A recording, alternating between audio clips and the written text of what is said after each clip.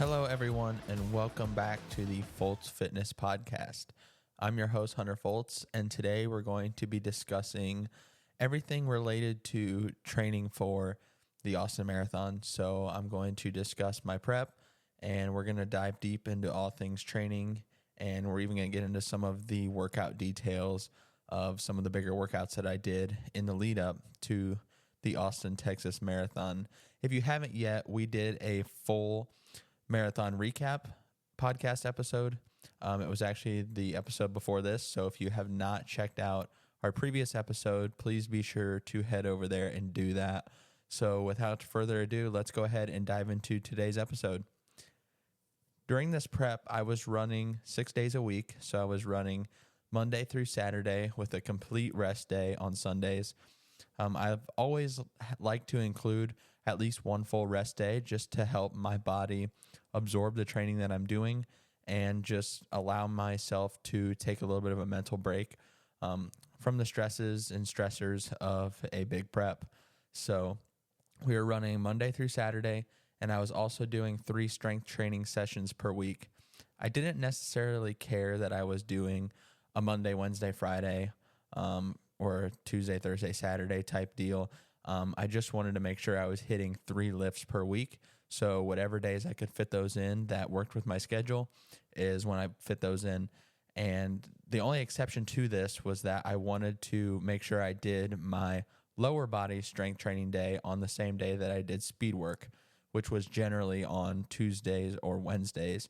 And the reason for that is because I don't want my legs to be fatigued from the strength sessions when I'm doing my speed work or my long runs. So I like to make sure I'm doing them on the same day of the speed work, and then that usually gives me 2 to 3 days until Saturday when we do our long run. So it just seems to be the best way to balance it for me. I encourage you in your training to play around with different things and see how that works for you. But I've always found that doing my lower body strength day on my speed workout days was the best for me. So that's kind of the structure of this prep and how it was executed on a weekly basis. And we're going to dive into week number 1 of prep and really the first 3 weeks of the prep. I started at 12 weeks out from the race, which allowed a 3-week build phase leading into this prep. So my grandfather and I actually went on a Colorado elk and mule deer hunt. So I had taken about 10 days off from running. And then I got back and I allowed myself a 3-week build. So just laying the foundation. I had been working out and running before the trip. So I had already just maintained my fitness that I built in my last few preps.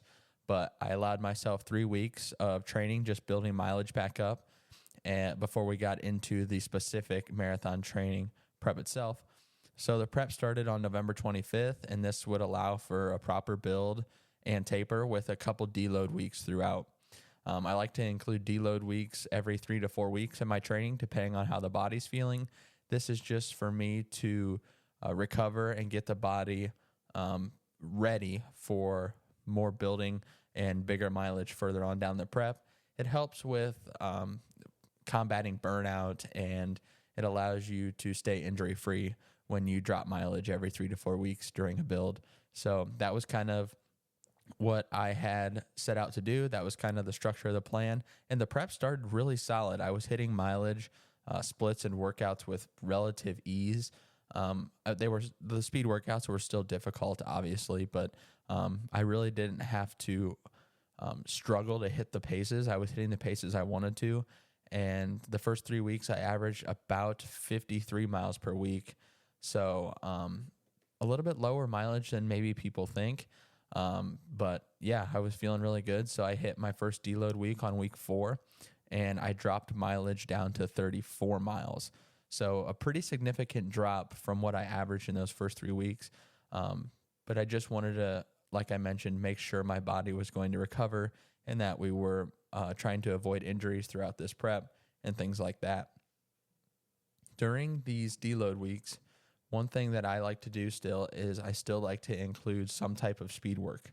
So the main focus is we're dropping total volume, but we're still maintaining a little bit of the intensity that we had. So I was still doing some speed works sessions when I was doing these deload weeks, just to help with leg turnover and just make sure I was still doing the things I needed to do to hit the paces that we had to hit on race day while managing total load. So after this first deload week, we were kind of getting more into the middle of the block here, and the fifth week, I hit my first 60-mile week. I was feeling good. I hit a solid 19-mile long run with 12 of those miles at marathon pace. I really like these long runs with marathon pace efforts ingrained in them because I feel like it just boosts my confidence when I'm hitting paces that I need to hit during the marathon in these long runs, especially later in the long runs. When you're at mile 15 plus and you're still able to click off the proper splits that you need to hit, they're just a huge confidence booster for me. And so I hit that workout really good. I really use these longer workouts as like a race day simulation. So the 2 days prior to my long run workouts, I'm carb loading exactly like I plan to do on race day. I'm testing different strategies within the carb load, trying different foods and seeing what sits in my stomach maybe a little bit better than something else. One thing I learned in this prep is that oats do not sit well with me. So whenever I got closer to a long run, I completely cut out my oat intake. I like to have a little oats every morning, and then when I'm deep in a build and I'm running a lot of miles and strength training pretty hard, I like to have overnight oats as a pre-strength training meal or a mid-afternoon snack. And I just realized that they didn't set well in my stomach when it came to long runs. So whenever we would get close to a long run, I was sure to cut those out. But that's just something I had to learn throughout trial and error and just experimenting with different foods to make sure that when I got to race day, I had my nutrition dialed in perfectly and I knew exactly what was going to set well in my stomach. So again, not just pre-race or pre-long run nutrition. We're also practicing our nutrition in the run and intra-workout. So testing different strategies with gels. I knew I was going to use BPN's Go gels because I've used those in my past races and preps, and I know they sit really well in my stomach. So I knew that was going to be what I fueled with.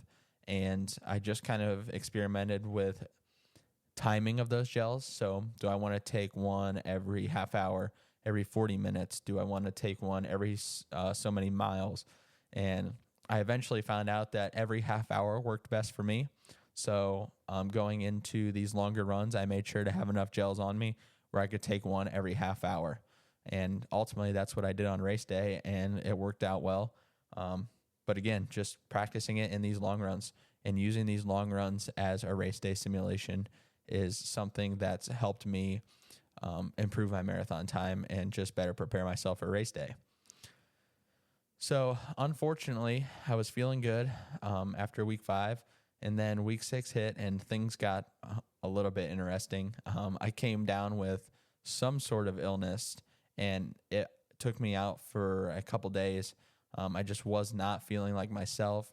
I remember going out on Friday for a 6-mile run before what was supposed to be my first 20-miler that Saturday, and I literally had to walk like the last mile because I just couldn't finish the run. I was completely toasted on energy, and I just was completely out of it. So unfortunately, we missed a couple training days. I missed my first 20-miler of prep, and I just made sure I took the necessary time off, and I kind of got back into it the following week, but I made sure I didn't go in full go again. I didn't want to come back going balls to the wall and just running as hard as I could and building off the past 60-mile week because I knew my body didn't have time to adapt and it was compromised, so my recovery wasn't as well. So I made sure I just kind of eased back into it. I hit 54 miles that week coming back from the illness that I had. I hit a 14-mile long run. I was feeling pretty much back to normal by the end of that week. Even though I ran that 14-mile long run, I did not include many marathon pace miles inside that workout. I just wanted to kind of take it easy and feel it out that week. But we hit 54 miles, And I was feeling good by the end of the week, so I was excited to get back into it that next week. And I hit 60 miles on the next week, which included my first 20 miler of prep. Everything was pretty much right back to normal, just like that. So thankfully, I came out of whatever I had fairly quickly, and I think it was mainly because I didn't jump back in too hard. I kind of eased myself back into that training week and felt it out and just made sure the body was indeed ready to go. Week number 10 after that was another great week. I hit 64 miles on the week with a 21-mile long run, feeling very solid and pretty much completely healthy again. So after week number 10, we were kind of heading towards our peak week then. And a lot of people like to hear about the peak week. And when I was learning about marathon training and what it takes, I was always kind of infatuated with how people structured their peak weeks as well as their taper going into the race. So we're going to spend a little bit of time talking about my peak week, which was a very solid week of training, maybe one of the most solid weeks that I've had in any prep. It was the highest mileage week I run. That's what a peak week is, and it holds the most intense long run workout of the prep.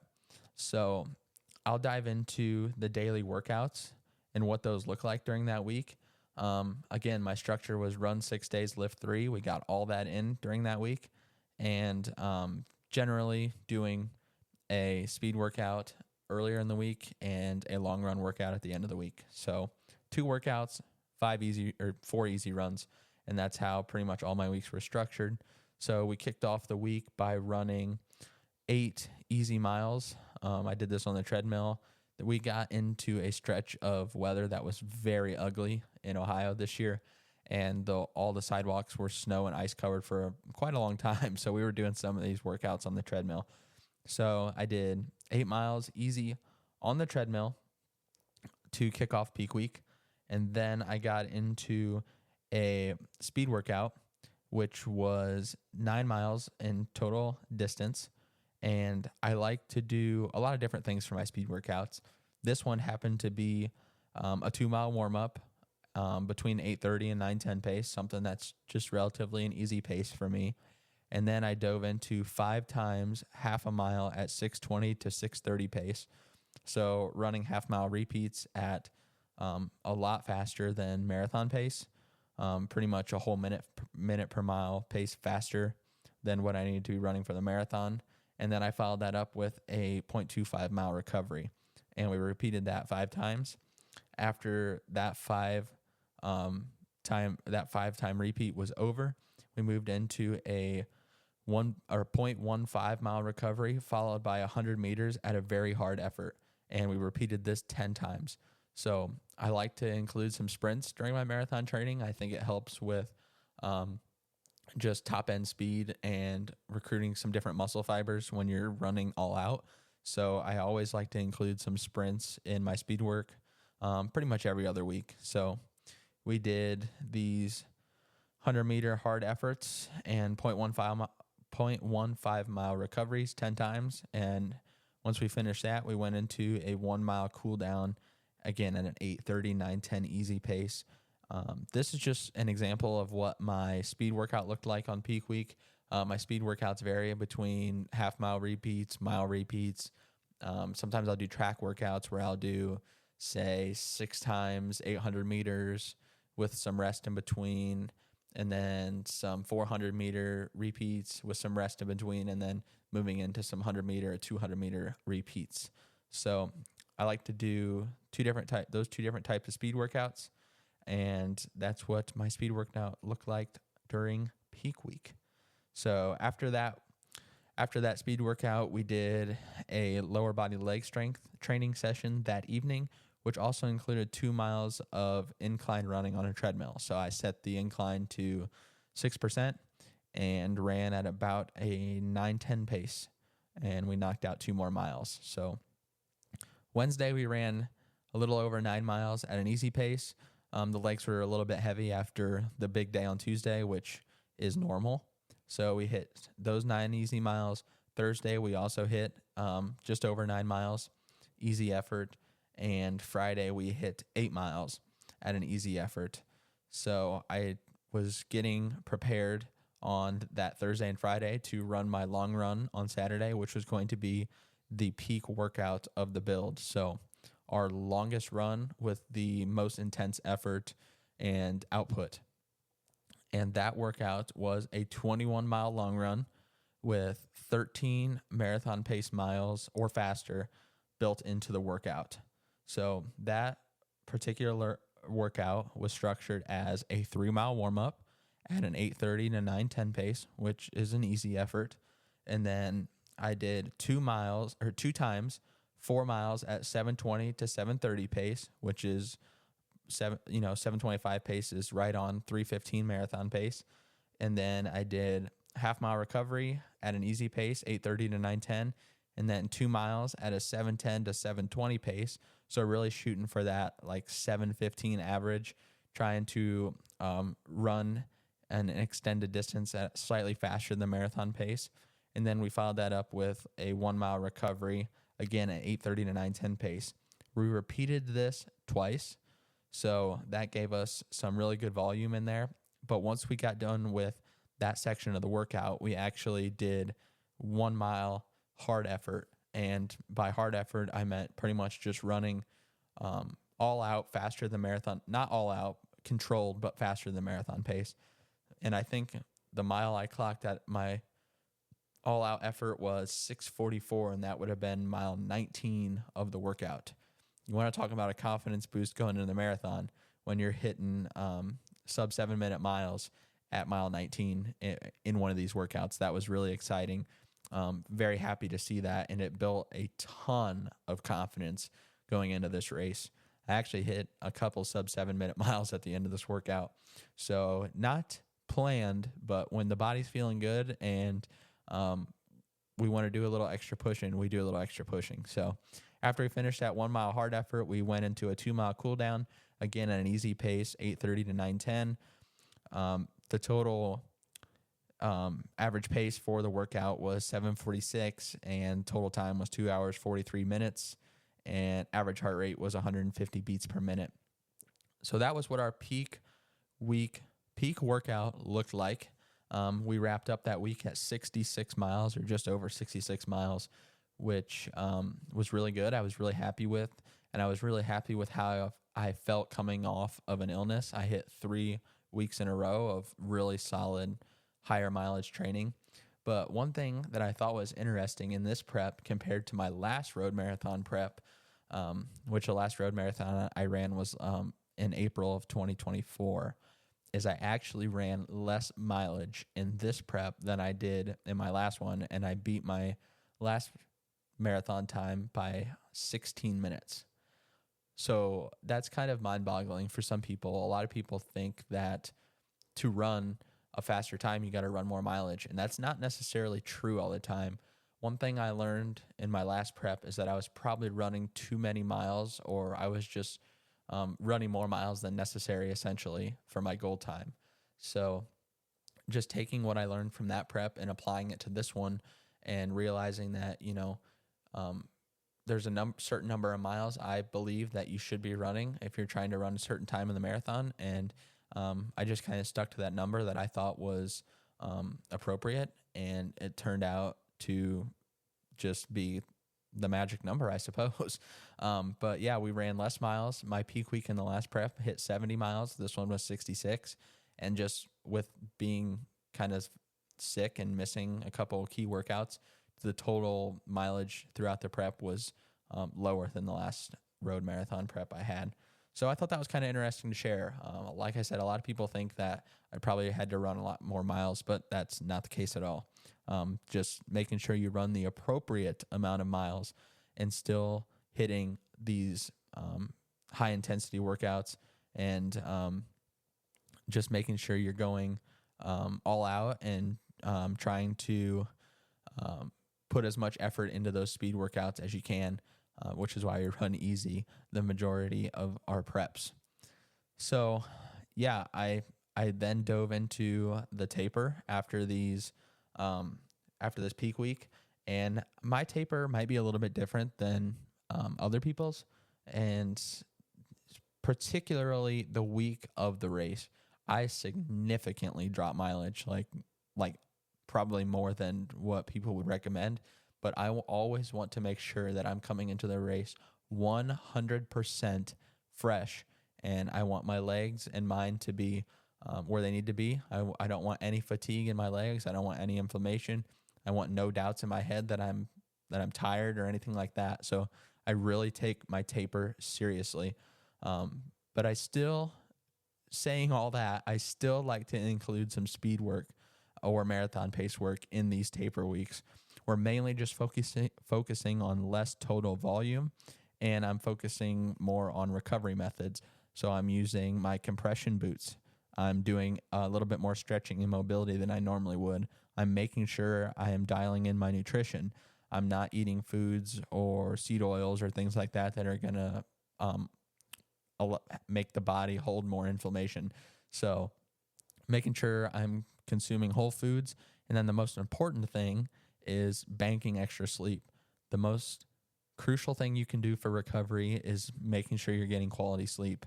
So I'm taking these 2 weeks and making sure I am getting at least 8 hours of sleep and just building that up and recovering and getting my mind and body in the best possible space that it can be. So I'll share a little bit of what my taper weeks look like. That peak week, obviously, it was occurred 2 weeks out from the race, so I had 2 weeks of tapering. The first week, I hit 45 miles, and I ran easy on Monday and Tuesday. I clocked about 7 or just over 7 miles. Wednesday, which is normally a speed day, all I did was another 7 miles, and I included some strides.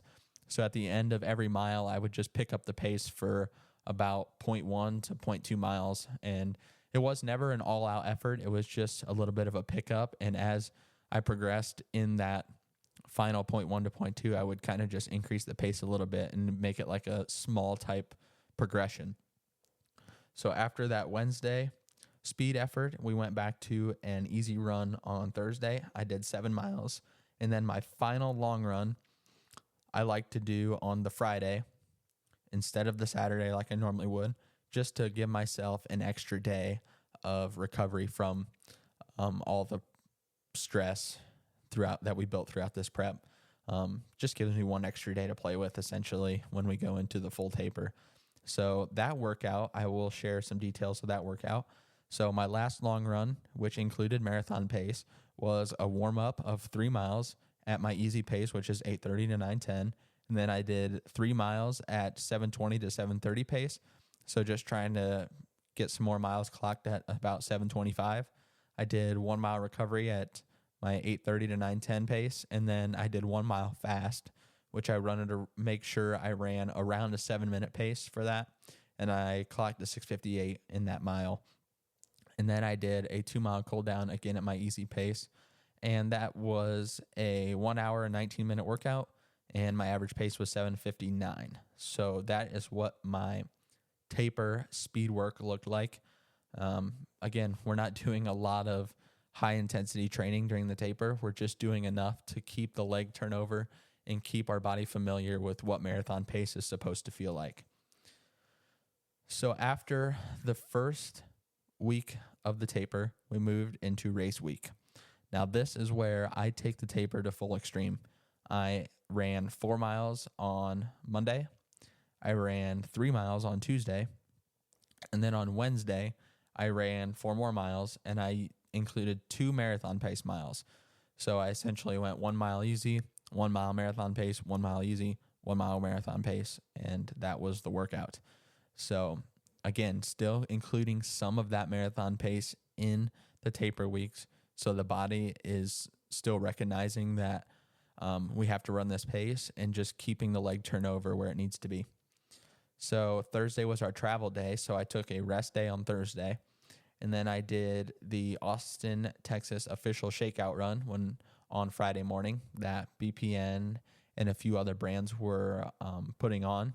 And then on Saturday, the day before the race, I did my 2 mile shakeout. Almost every day before a race, I always do 1.5 to 2.5 miles just to shake the legs out and just get the legs moving a little bit. So we did our 2-mile shakeout run, which put us at approximately 17 miles leading up into the race that week. So yeah, very low mileage on that week leading in. I've always done that in all my races. And if I hang around the 15 to 21 mile mark leading into the race, I've always felt super solid going into race day. So that's not something I'm going to change. Whether it's a marathon, 50K, 50 mile, or even 100-mile race, like I'm going to stick to about that number, because every time I've done around that, I've felt really good going into race day. So yeah, that was pretty much took us right into race day then. And if you haven't checked out our race day recap episode, I encourage you to do that, because we had an awesome day at the Austin, Texas Marathon, and this training block, although it wasn't perfect, it was executed very well. I got sick, like I said, and it was definitely not a perfect prep by any means, but I've learned through multiple race builds and race preps that it's likely never going to be perfect, and that's okay, because there's just too much outside factors that you don't have control of that can come up. Things can happen in your life with your job, your family. You can get sick. You can have unexpected things pop up. And it's okay to miss a couple workouts. It's okay if you're not hitting paces on every workout. Every workout's not going to be the best workout. And I think that's important to remember, because we can get a little bit discouraged when things aren't going our way in a prep or a build. And I'm here to show you that that's okay and that's normal, because it's very, very hard to have a perfect prep where everything goes to plan.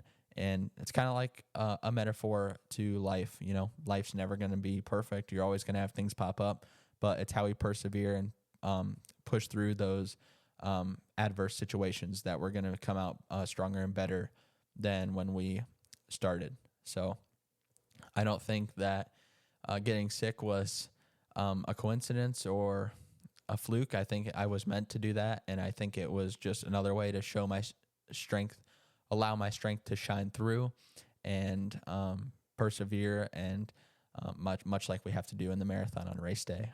So that was the prep for the Austin Marathon.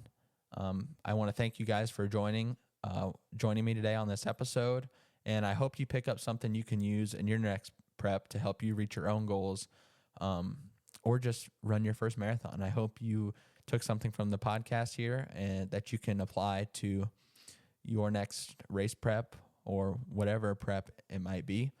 And I would just want to thank you guys again for tuning in, and we will see you in the next episode.